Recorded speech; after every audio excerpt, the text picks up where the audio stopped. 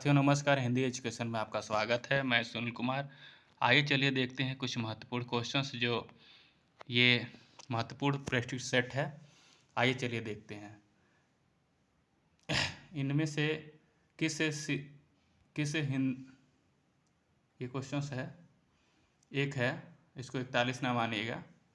इनमें से किस साहित्य इतिहास ग्रंथ को किशोरीलाल गुप्त ने, ठीक है, हिंदी साहित्य का प्रथम इतिहास, ठीक है, हिंदी साहित्य का प्रथम इतिहास किशोरीलाल गुप्त नाम से अनुवाद करके प्रकाशित कराया था। तो इनकी ग्रंथ का नाम है, पहले तो किशोरीलाल गुप्त का हिंदी साहित्य का प्रथम इतिहास। और ये कौन से ग्रंथ का प्रकाशन अनुवाद किया था इन्होंने, इन सब में से देखना है आपको। इसका सही जवाब होगा डी नंबर, ठीक है। The modern vernacular literature of Norman Hindustan, ठीक है, northern Hindustan. The modern vernacular literature of northern Hindustan, ये जॉर्ज गियर्सन की रचना है। और इस्तवार द लिटरेटिव हिंदुई हिंदुस्तान, ये किसकी है, तो ये गारसा दाताशी का है। और इसका अनुवाद किसने किया था, तो लक्ष्मी सागर वासड़े ने इसका हिंदी अनुवाद किया था। हिंदवी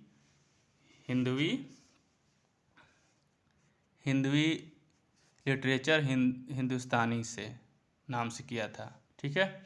आगे चलते हैं। हिंदी साहित्य को उत्तर मध्यकाल को, ठीक है, हिंदी साहित्य के उत्तर मध्यकाल को कलाकाल नाम देने वाले विद्वान कौन हैं, तो कलाकाल किसने कहा था उत्तर मध्यकाल को, तो रमाशंकर शुक्ल रसाल ने किया था। और मिश्रबंधु ने क्या कहा था, तो मिश्रबंधु ने इसका आप देखेंगे, मिश्रबंधुओं ने इसे अलंकृत काल कहा, और विश्वनाथ मिश्र ने इसे श्रृंगार काल कहा, और रामचंद्र शुक्ल ने रीतिकाल कहा है, ठीक है। तो ये सभी चीज़ें आप ध्यान देते रहेंगे। आगे चलिए। खड़ी बोली हिंदी का प्रथम कवि कौन माना जाता है, तो इसका सही जवाब है आपका अमीर खुसरो, ठीक है। ये मुकरियाँ और पहेलियाँ भी लिखते थे। आगे चलते हैं। पृथ्वीराज रासों में प्रमुख रस कौन सा है, तो इसका प्रमुख रस देखना है तो वीर और श्रृंगार रस है, ठीक है। पृथ्वीराज रासो किसकी रचना है, तो चंद्रवरदाई की रचना है, ठीक है। और पृथ्वीराज रासो को पूरा किसने किया था, तो इनके पुत्र जल्हड़ ने किया था चंद्रवरदाई का, ठीक है। इसमें 69 सर्ग हैं। आगे चलते हैं। मेरे तो गिरधर गोपाल दूसरो ना कोई किसका पद है, तो ये मीराबाई का पद है, और ये कृष्ण भक्त थी।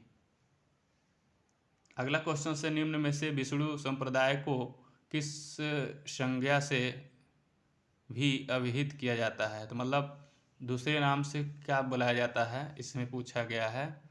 विष्णु संप्रदाय को दूसरा नाम क्या है, तो रुद्र संप्रदाय है, ठीक है। और रुद्र संप्रदाय के प्रवक्ता कौन है, तो विष्णु स्वामी हैं, ठीक है। और चैतन्य संप्रदाय के प्रवक्ता कौन है, चैतन्य महाप्रभु हैं। और सखी संप्रदाय के कौन हैं प्रवक्ता, स्वामी हरिदास जी हैं, ठीक है। आगे चलते हैं। कबीर को वाणी का डिक्टेटर किसने कहा, तो ये अगर हमारे वीडियो से आप जुड़े होंगे तो इसका आंसर पहले आपको मिल चुका होगा, मैंने शॉर्ट वीडियो में भी इसका आंसर दे चुका है। और इनसे कबीर से संबंधित महत्वपूर्ण तथ्य एक शॉर्ट वीडियो में ही हमने दे दिया है। इसका सही जवाब होगा हजारी प्रसाद द्विवेदी, ठीक है। आगे चलते हैं। और कबीर को वाणी का डिटेक्टर तो हजारी प्रसाद द्विवेदी ने कहा, और कबीर को श्याम सुंदर दास ने कबीर की भाषा को श्याम सुंदर दास जी ने पंचमेल खिचड़ी कहा है। और रामचंद्र शुक्ल ने कबीरदास के वाणी को मतलब भाषा को सदुकड़ी भाषा कहा है, ये भी याद रखेंगे। आगे चलते हैं। भक्तिकालीन किस काव्यधारा में परमात्मा को स्त्री तथा आत्मा को पुरुष रूप में चित्रित किया है? तो इसका सही जवाब होगा आपका सूफी काव्यधारा। ठीक, आगे चलते हैं। बाबरो रावरो ना भवानी दानी बड़ो दिन देह दया बिनु वेद पढ़ाई वाणी। उपरोक्त पंक्तियों में किसके द्वारा किसे संबोधित किया गया है? तो इसका सही जवाब होगा आपका ब्रह्मा द्वारा माता पार्वती को, ठीक है, कहा गया है। प्रेम वाटिका किसकी काव्यकृति है? तो ये आप जानते होंगे, रसखान जी का महत्वपूर्ण रचना है। ठीक है, आगे चलते हैं। ये रचना प्रेम वाटिका रसखान जी का है और ये 1614, ठीक है, 1614 में प्रकाशित हुई थी, ये भी ध्यान रखेंगे। सूरदास के विषय में कौन सा कथन गलत है इसमें? ठीक है, तो इसका सही जवाब होगा ए नंबर, क्योंकि सभी कवियों ने इन्हें जन्म से अंधा नहीं माना था। इसमें दिया है सभी ने, तो सभी ने नहीं, सभी विद्वान ने नहीं इसे सूरदास जी को अंधा माना था, और बाकी सभी चीज़ें इसके सही हैं। ठीक है, आइए चलिए देखते हैं। सूरदास वल्लभाचार्य के शिष्य थे, ये भी याद रखेंगे। अगला है केशवदास का अलंकार। ठीक है, ये ध्यान देंगे, अलंकार पर आधारित ग्रंथ कौन सा है? तो ये सारी रचनाएं इन्हीं की हैं, विज्ञान गीता, रत्नाबावनी और रसिक प्रिया, और ये अलंकार से संबंधित यही रचना है कवि प्रिया। ठीक है, आइए चलिए आगे देखते हैं। सतसैया के दोहरे ज्यों नावन के तीर किसके दोहे के लिए कहा गया है? तो ये किसका है? इसका सही जवाब है आपका डी नंबर, बिहारी का। सतसैया मतलब सतसई की रचना इन्होंने ही की थी। ठीक है, सतसई में 713 कवि देता है दोहे हैं, और 719 कभी आपको 726 भी मिल सकता है। इन तीनों चीज़ को याद रखेंगे, 713 और 719, ठीक है, और 726, ये तीनों चीज़ें कभी कभी मिल जाती हैं। इसमें से जो आपको मिलेगा ऑप्शन में, उस पर टिक लगाएंगे, पर ये सही है, किताबों में ज़्यादातर मिलता है। मगर अगर इन तीनों में से अगर मिलता है कोई भी ऑप्शन, और अलग अलग अगर तीनों एक साथ मिलते हैं ऐसा नहीं होगा, पर इन तीनों में से अगर कोई भी दिया हुआ एक, तो इन तीनों में से ही टिक करेंगे एक। ठीक है, पर ज़्यादातर 719 ही मिलेगा आपको, और 713 भी मिलता है। आइए चलिए आगे देखते हैं। श्रृंगार लतिका के रचयिता कौन है? तो श्रृंगार लतिका के रचयिता कौन है इनमें से? इसका सही जवाब होगा ए, द्विज देव। ठीक है, द्विज देव। अगला क्वेश्चन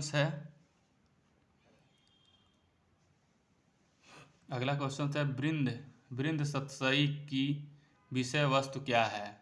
तो बृंद सतसई की विषय वस्तु क्या है? इसमें से चारों में से देखिए, इसका सही जवाब होगा आपका सी नंबर। ठीक है, नीति। आगे चलते हैं।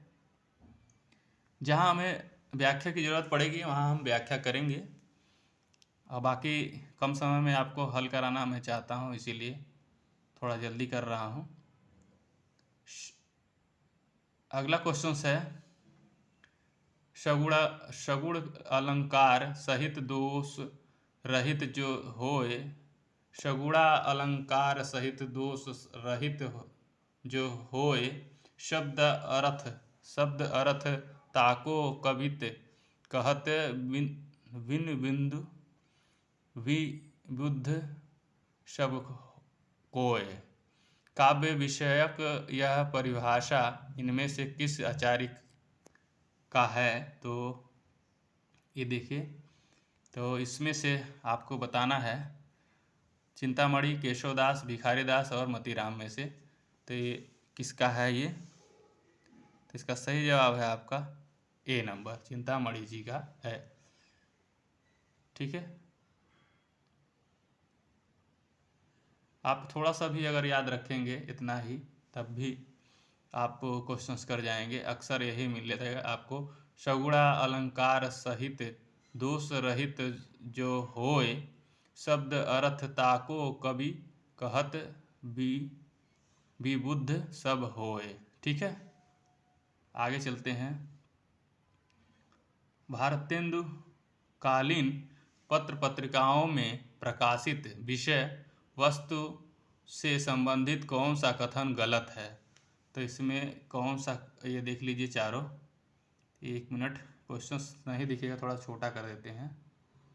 एक मिनट, ये देखिए, अब आपको दिख रहा होगा शायद। तो इन चारों में से आप बताइए इसका आंसर क्या होगा? तो इसका आंसर होगा सी नंबर। ठीक है, इसमें पूछा है गलत, ये भी ध्यान देंगे।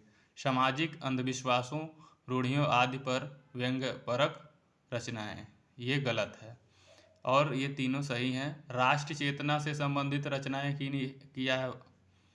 जीवन में मार्मिक भाव व्यंग चित्र प्रस्तुत करने वाली छोटी छोटी कलात्मक कहानियाँ, जन जागरण और सामाजिक सुधार से संबंधित रचनाएं भारतेंदु युग कालीन में हुआ है। ठीक है, आगे चलिए देखते हैं। समस्या पूर्ति किस युग की विशेषता है? समस्या पूर्ति किस युग की विशेषता है? भारतेंदु युग, द्विवेदी युग, छायावादी युग या प्रगतिवादी युग? इसका सही जवाब होगा आपका ए नंबर, भारतेंदु युग। आगे देखते हैं। गोल्डस्मिथ की कृति ट्रेवलर का अनुवाद किसने किया है? तो इसका सही जवाब होगा आपका 59 इसमें दिया है, मगर क्वेश्चन अलग हैं। इसका सही जवाब है सी नंबर, श्रीघर पाठक ने। ये इम्पॉर्टेंट है।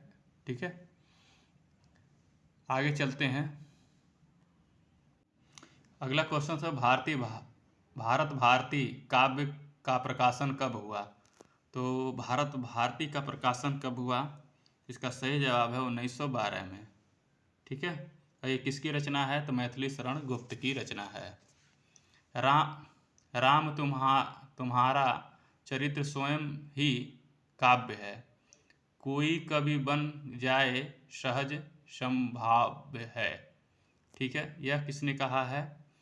तो ये किसकी है, किस कवि की है? राम तुम्हारा चरित्र स्वयं ही काव्य है, कोई कवि बन जाए सहज संभाव्य है।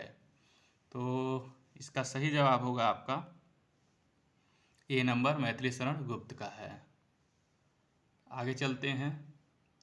द्विवेदी युग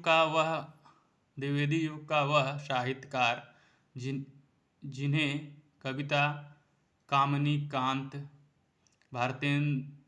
भारतेंदु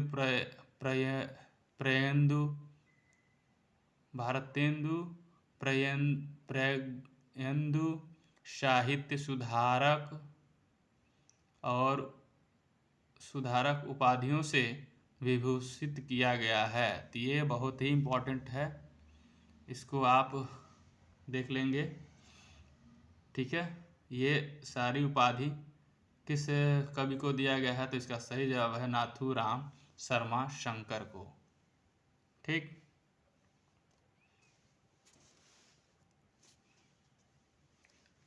आगे चलते देखते हैं। इनमें से कौन सा कवि द्विवेदी युग का है?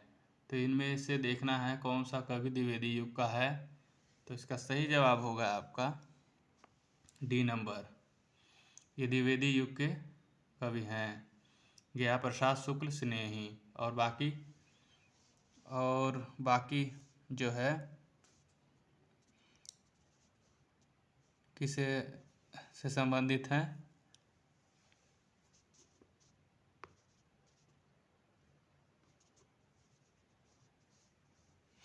63 नंबर है इसमें दिया हुआ। आइए आगे चलिए देखते हैं। ये हैं रीतिकाल से संबंधित और ये दोनों लोग भारतेंदु युग से संबंधित हैं। आइए आगे चलते हैं। इनमें से छायावाद की विशेषताओं से संबंधित कौन सा विकल्प सही नहीं है? तो इसमें से सही नहीं है। देखिए पहले चारों देख लीजिए कौन है। तो इसका सही जवाब होगा आपका डी नंबर। सौंदर्य के प्रति अत्यधिक आकर्षण छायावाद की विशेषताओं में से संबंधित कौन सा नहीं है इसमें से? तो ये नहीं है। ठीक है, आगे चलिए देखते हैं बाकी। आत्म अनुभूति की अभिव्यक्ति, कल्पना की अतिशयता, सूक्ष्म के प्रति स्थूल का विरोध, ये तीनों है और ये नहीं है। आगे चलते हैं।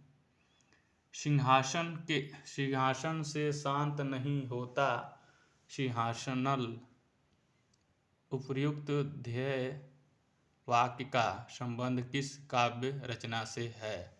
तो इसका सही जवाब होगा 65 का आपका सी नंबर। ठीक है, सी नंबर उन्मुक्त।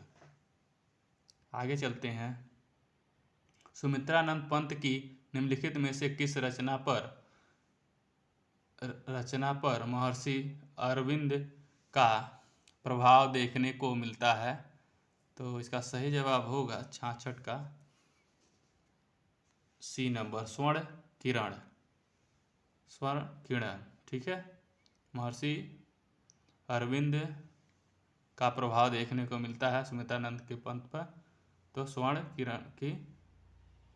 आगे चलिए देखते हैं। केवल सूक्ष्मगत सौंदर्य सत्ता का राग कहकर छायावाद का किसने विरोध किया था? तो विरोध किसने किया था इसका? इन चारों में से इसका सही जवाब होगा अज्ञे जी ने। इनका पूरा नाम आप कमेंट्स करेंगे। प्रगतिवाद के संदर्भ में इनमें से एक कथन सही नहीं है। तो इसमें दिया हुआ है कथन सही नहीं है, तो ये एक कथन यहाँ पर दिया गया है और आगे 3 कथन यहाँ पर हैं। तो इसमें से कौन सा सही नहीं है ये बताना है आपको। तो ए ही सही नहीं था। ठीक है, ए नंबर सही नहीं है। ठीक है, आइए चलिए देखते हैं। प्रगतिवाद जन जीवन के साथ साथ प्राकृत और कल्पना लोक, यही सही नहीं है। आइए चलिए देखते हैं अगला क्वेश्चन। जमीन पक रही है काव्य संकलन के रचनाकार हैं? तो इसका सही जवाब है आपका जमीन पक रही है। सही जवाब है केदारनाथ सिंह। निम्नलिखित रचनाओं में से कौन सी कुंवर नारायण जी की लिखित रचना है? तो इसका सही जवाब होगा आपका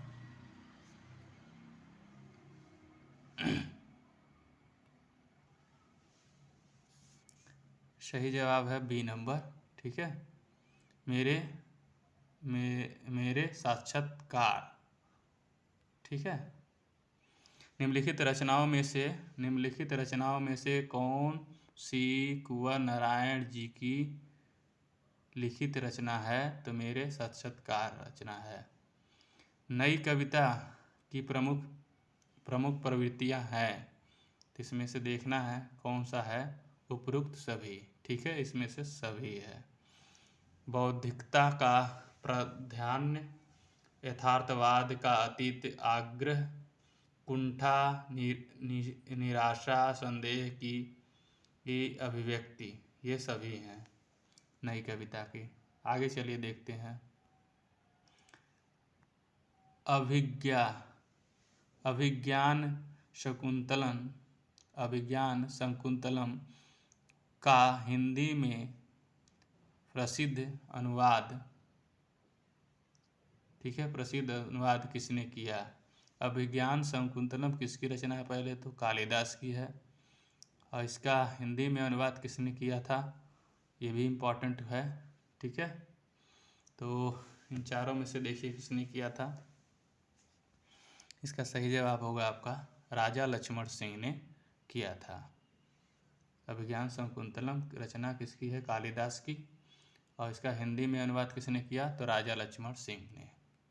आइए चलिए आगे देखते हैं। कली कौतुक रूपक के रचयिता कौन हैं? तो इसका सही जवाब होगा आपका बी नंबर, प्रताप नारायण मिश्र।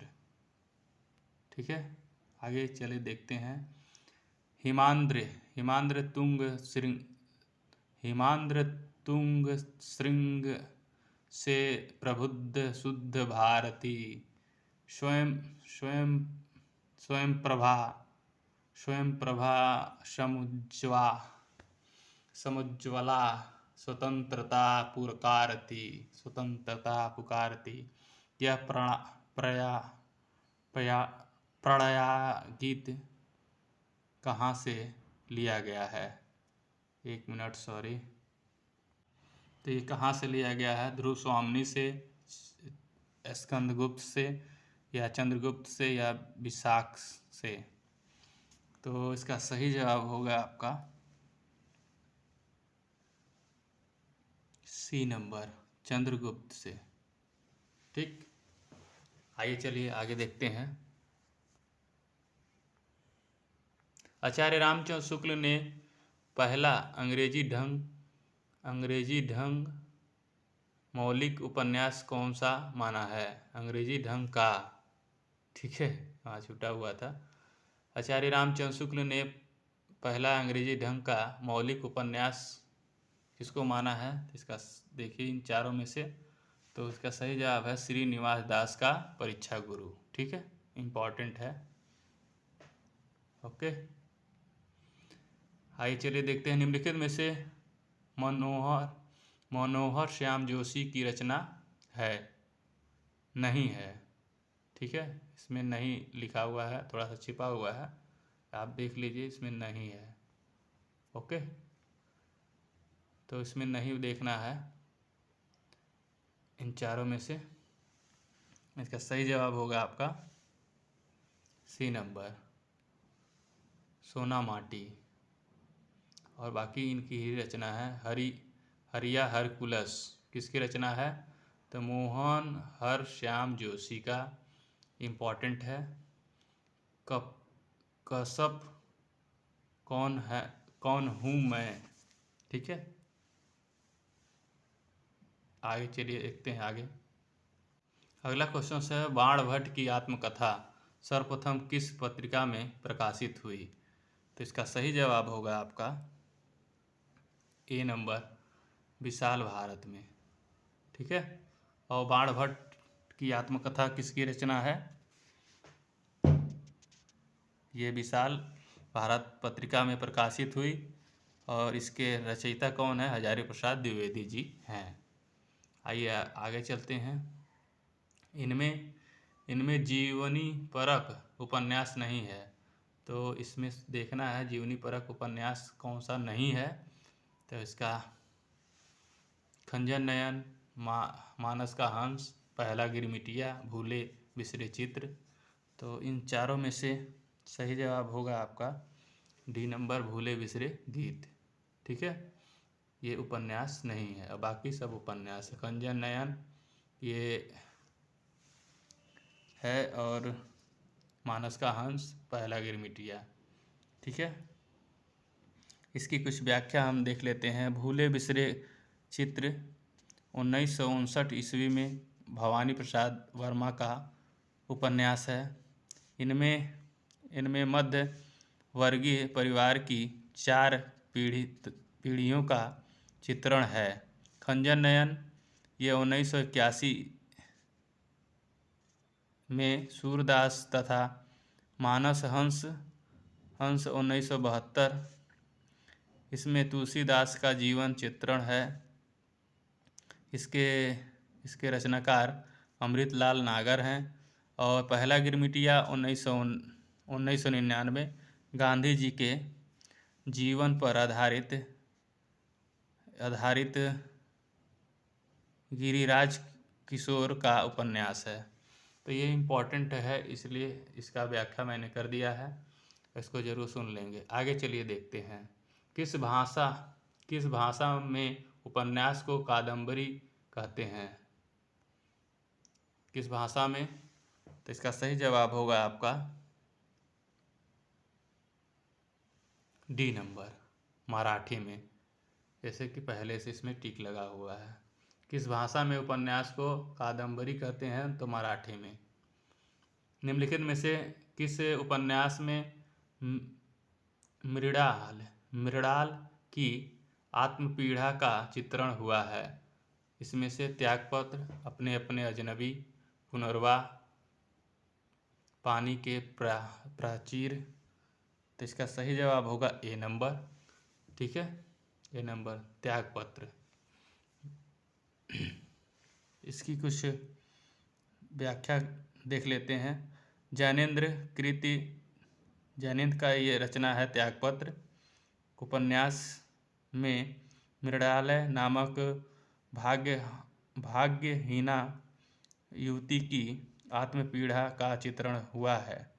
इस उपन्यास का प्रकाशन 1937 ईस्वी में हुआ। अपने बुआ मृणला की पीड़िता को दूर करने में असफल होने पर प्रबोध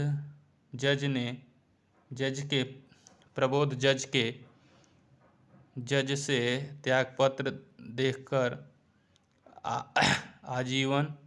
आजीवन असफल होने पर प्रमोद आजीवन प्रायश्चित करता है। अपने अपने अजनबी अज्ञा जी की रचना है। ये भी उपन्यास है।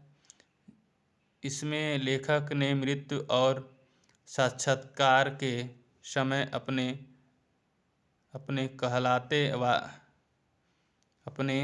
कहलाने वाले रिश्ते से संबंधित रचना है। पुनर्वाह हजारी प्रसाद द्विवेदी जी की रचना है। आगे चलिए देखते हैं। आगे निम्नलिखित में से दलित जीवन पर आधारित कहानी कौन सी है? तो इसमें से दलित आधारित कहानी कौन सी है? ईदगाह, घर जमाई, ठाकुर का कुआं या गुलहड़ी। ठीक है, इसका सही जवाब होगा आपका सी नंबर, ठाकुर का कुआं।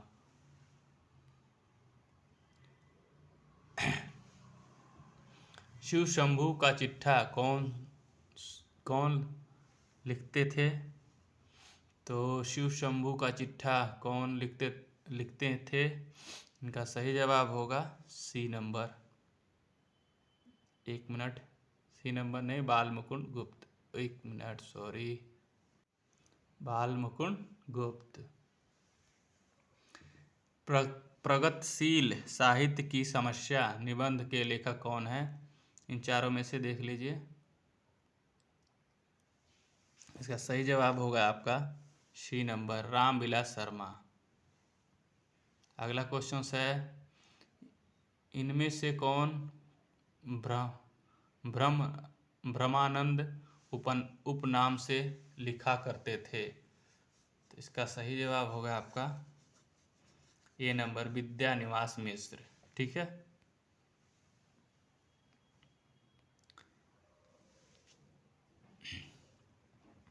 आगे देखते हैं हिंदी कहानी संदर्भ में प्राकृत आलोचना पुस्तक के लेखक हैं।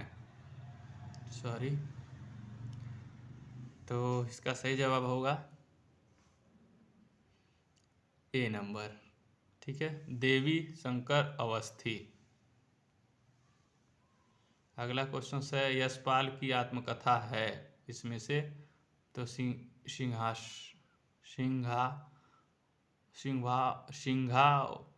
सिंहालोकन। ठीक है, आगे चलते हैं। निम्नलिखित में से कौन सुमलित है? तो इसमें सुमलित समय के पाँव माखनलाल चतुर्वेदी का है, ये सुमलित है। आइए आगे चलते हैं। देश विदेश यात्रा वर्णन का लेखन कौन है? देश विदेश यात्रा वर्णन का लेखक कौन है? तो इसका सही जवाब होगा आपका ए नंबर, रामधारी सिंह दिनकर। आइए आगे चलते हैं। निम्न में से किस आचार्य ने काव्य गुणों की संख्या 10 मानी है? तो इसका सही जवाब होगा भरत मुनि। ठीक है, आगे चलते हैं। हरिगीतिका छंद में कुल कितनी मात्राएं होती हैं? तो इसका सही जवाब होगा आपका 28। हरिगीतिका में कितनी कुल मात्राएं होती हैं? 28।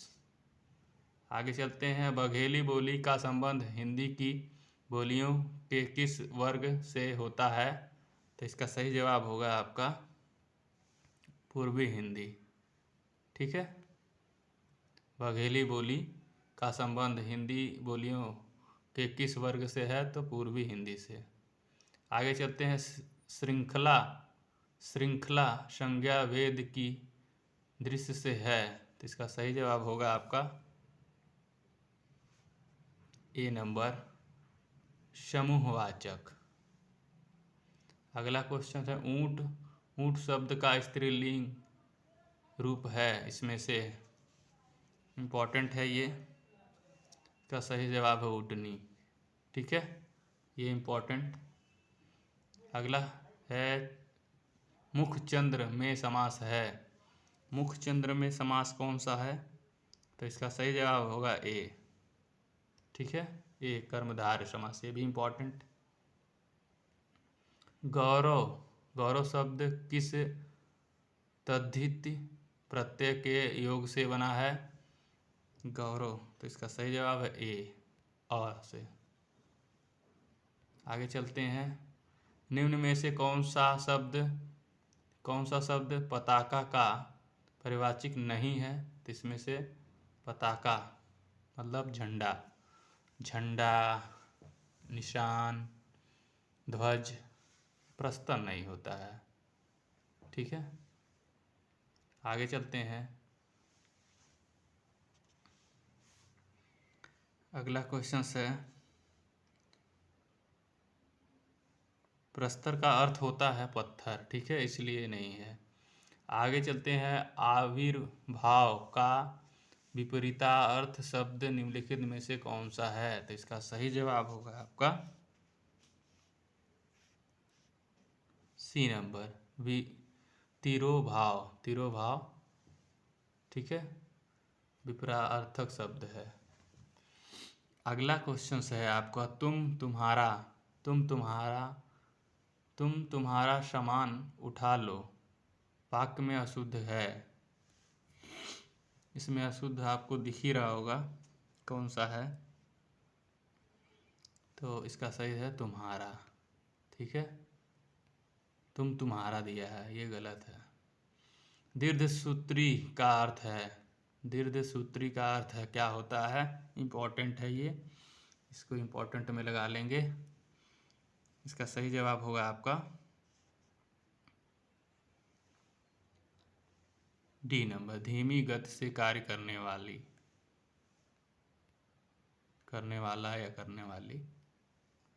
रेडियो आलेख लिखते समय किस शब्द का प्रयोग नहीं करना चाहिए? तो इसका सही जवाब होगा आपका डी नंबर निम्नलिखित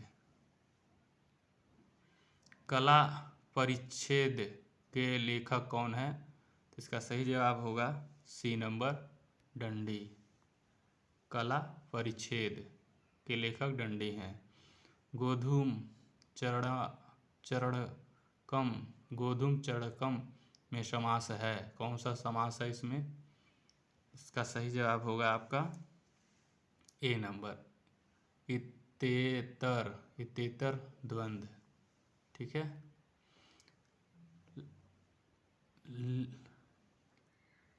लिट लकार किस काल का बोध है? तो इसका सही जवाब होगा भविष्य काल का। आगे चलते हैं। परिश्रम के बिना ज्ञान प्राप्त नहीं होता, वाक्य का संस्कृत में अनुवाद कीजिए। तो ये चारों में से कौन सा सही होगा इसमें अनुवाद? इसका सही जवाब है बी। ठीक है। परिश्रेण बिना ज्ञान न प्रच्यते। आगे चलते हैं।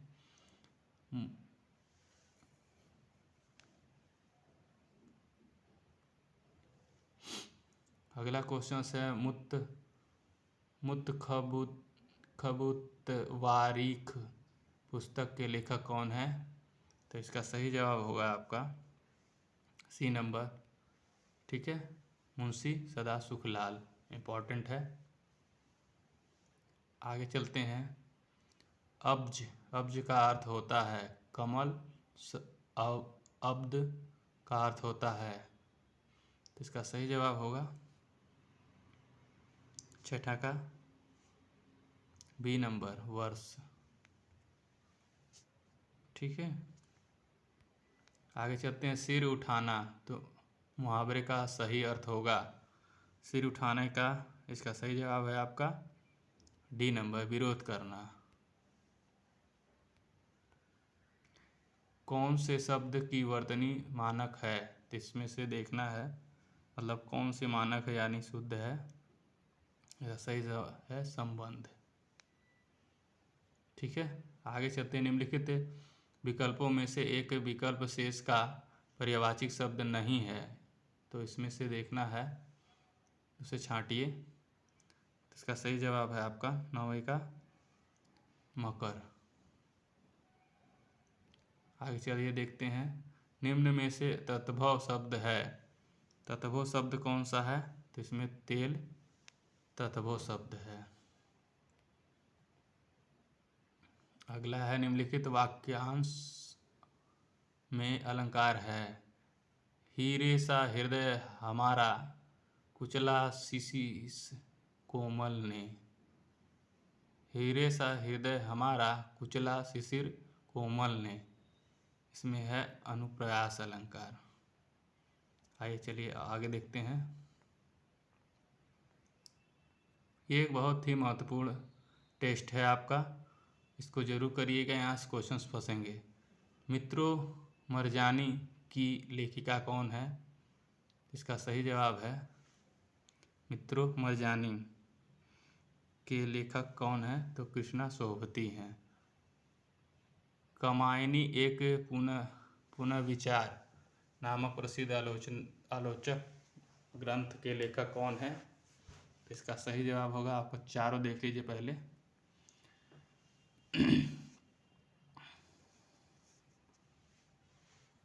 सही जवाब है मुक्तिबोध।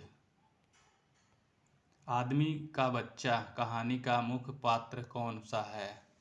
इसमें से आदमी का बच्चा बी नंबर। इसका सही जवाब होगा ए बग्गा साहब। इम्पोर्टेंट। प्रगतिवाद का दार्शनिक आधार क्या है? तो प्रगतिवाद का दार्शनिक आधार क्या है? साम्यवाद।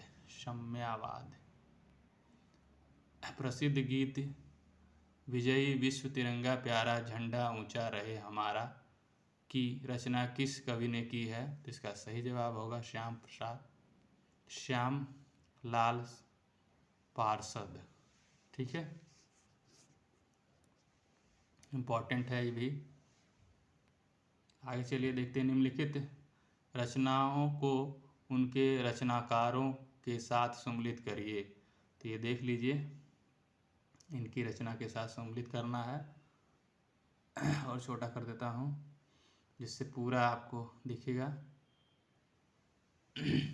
तो इसका सही जवाब होगा आपका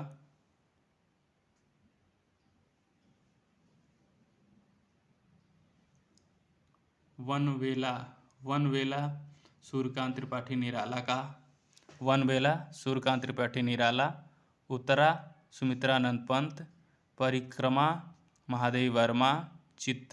चित्राधार जयशंकर प्रसाद।